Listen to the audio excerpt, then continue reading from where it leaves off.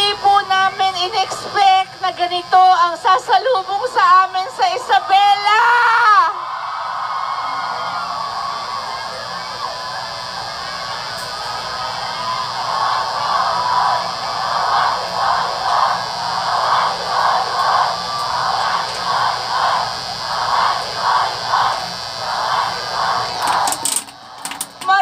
Maraming salamat po. Ano po eh. Nakakagulat po talaga. Minsan lang po ako hindi nagsasalita. Pero maraming salamat po mula sa aming puso. Ay attend kayo. Salamat po. Ngayon lang po ako nakapunta sa Isabela mula nung pinanganak ako. Ganito pala, magmahal ang mga Ilocano dito. Maraming salamat po. Quirino Farmers for Lenny Kiko Farmers, we salute you po. Maraming salamat sa inyong paghihirap. Quirino, salamat po sa inyo. Sa inyo pong lahat. Hindi po ako kandidato, pero yung manok ko po, ako lang kasing chicks niya.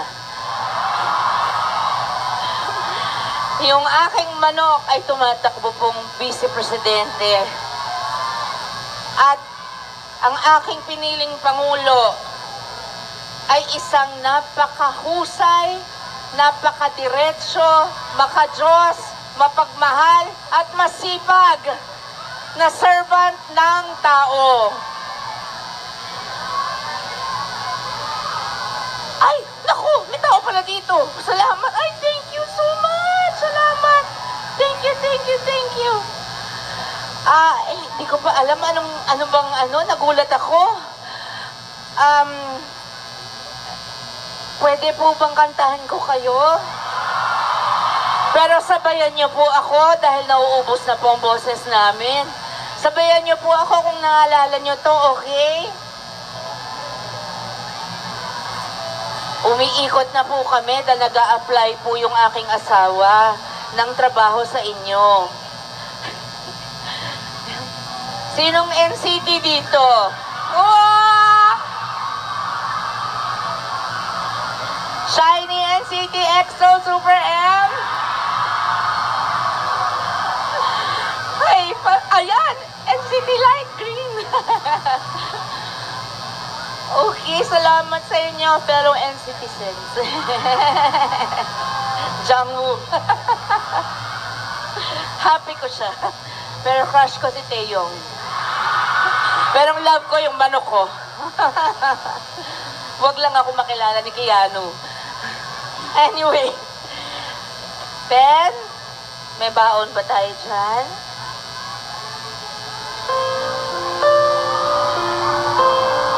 Bakit pa ngayon lang ako nagpunta dito? Ganito pala ang pagmamahal nyo?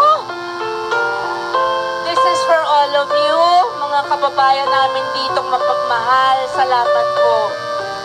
Sabayan niyo ako, ha? Salamat sa inyo! Mahal na mahal po namin kayo. Salamat sa pagyakap niyo sa amin, mga kakambing.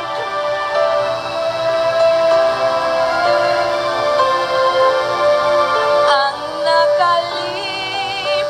Tama-tama. Thunders for Lenny. Thank you. Quirino says yes to Kiko. Me too. Sa'yo ang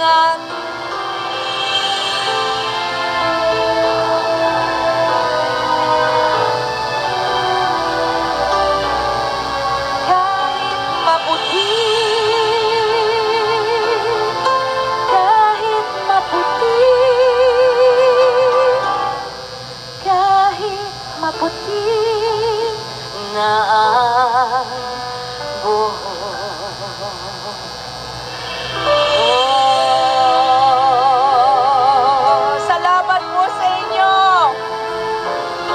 Ang ganda nito. Gusto namin transparency. Kaya president namin si Lenny. Sino sa inyong boboto for the first Talaga? Ganyang karami. Like I said last night sa Bacolod, I'm very proud of you. When you go into the voting booth sa May 9, it will only be between God, you, and your conscience. Alam nyo, ang kailangan natin sa future, sinong excited na maging proud ulit sa pagiging Pilipino? Sinong excited na pag tinanong kayo, lalo ng dayuhan, tiga saan ka?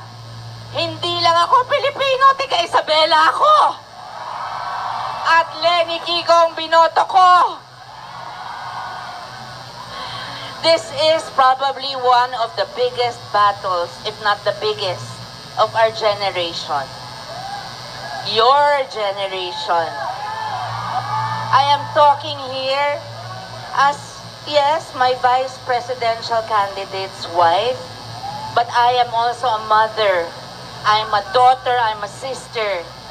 I'm a niece, a granddaughter, a tita, a ninang. And I want a good Philippines for my children. I've been loved by Filipinos since I sang Mr. DJ when I was 12. 44 years. I don't want to leave the people that have loved me because I don't like what's going on in my government. Are you tired? Do you want honesty? Transparency? Decency? Do you want the world to praise us again at hindi tayo pagtawanan? Do you want to be part of leadership that glorifies God Almighty? Hindi pinapahiya dahil mabuti ang ginagawa. Gusto nyo ba ng bayan na laging paangat dahil diretso ang Pangulo at Vice-Pangulo mo? Gusto mo ba ng mga senador na sumusunod sa tama? Dahan-dahan sa pagsulat ng mga pangalan sa darating na Mayo, pagdating sa balota. Pag may namigay ng pera, tanggapin nyo, pera nyo yun. Pero pagpasok sa botohan, Lenny Kiko! Ang daming fake news. Mag-ingat po kayo na hindi kayo boboto sa hindi totoo. Marami nagkakalat ng fake news kagabi.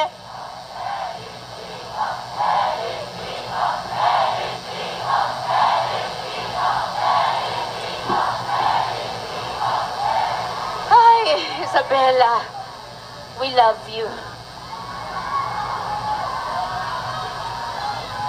Let us do this for your generation, you young people.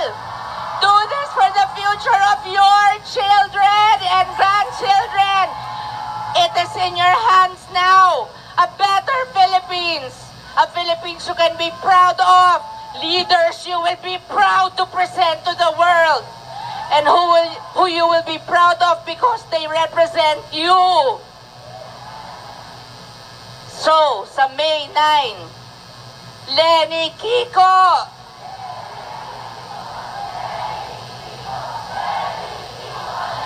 Nakakatawa po yung ibang tao, yung mga hindi kasama natin. Naintindihan naman natin kanya-kanyang desisyon yan, pero hindi nila tayo marespeto, ano? Parang maraming fake news. Kagabi nagbiro ako, kasi chinichismis naman si Ma'am Lenny ngayon, kakampi daw ng NPA. So nagbiro ako kagabi. Sabi ko, hindi totoo yun. Pero kung totoo yun, aba, kalain mo, siya ang unang presidenteng gusto kausapin ng NPA? Magkaka-unity tayo? Nagbibiro ko kagabi, twinist na naman nila ang salita ko. Siyempre, ganyan talaga ang buhay. Do not be misled by people who still do not see the light. Ang aking Pangulo po ay diretsyo. Hindi komunista, pero iwe-welcome pagka peace ang pinag-usapan. Hindi ko alam sa kanya, pero yun ang feeling ko. I'm sorry?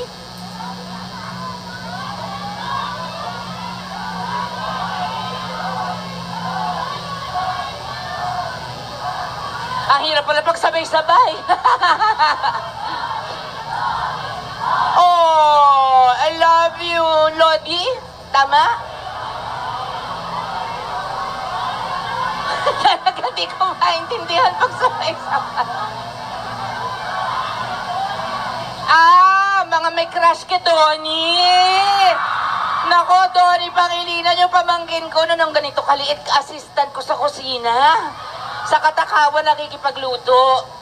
Ngayon, Makaleni Kiko yun. Kaya tama kayo ng iniidolo. Napakabait na bata noon. Mahal ko yun. Ang tawag ko doon, Donnie Macaroni. Oo, dahil mahilig sa macaroni ko. Donnie, hi! Where are you? Okay. Come to Isabela, son. Okay, anyway. Mag-ingat po kayo sa fake news. Minsan po madali nila balibalik rin ang aming mga salita. Gusto ko pa sumigaw pero nauubusan na po ako ng boses. Kaya ipapakilala ko na sa inyo ang aking manok na minamahal. 25 years ko na pong asawa. Napakabuting asawa. Walang bahid ng korupsyon. I love you! Ayan, ang ganda naman ito. Pwedeng mahiram. Linawin lang natin.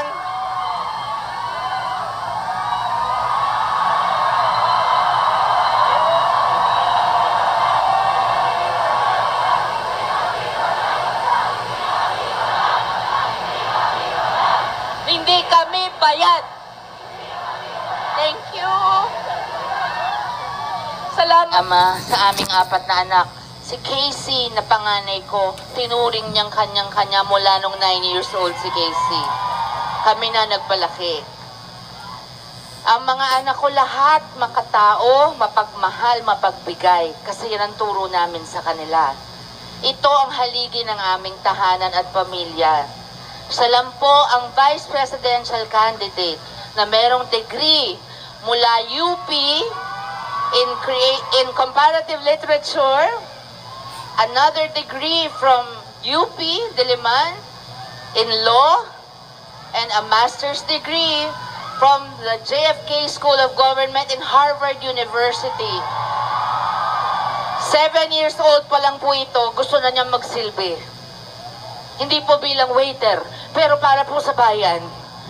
Waiter, magwe-waiter yan sa inyo pag binoto nyo.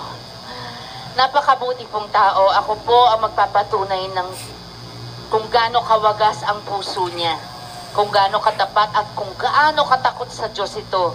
Takot din po yan sa asawa. Kaya eto na po siyang aking manok. Bigyan po natin ng pagmamahal ng Isabela ang aking Kiko Pangilinan.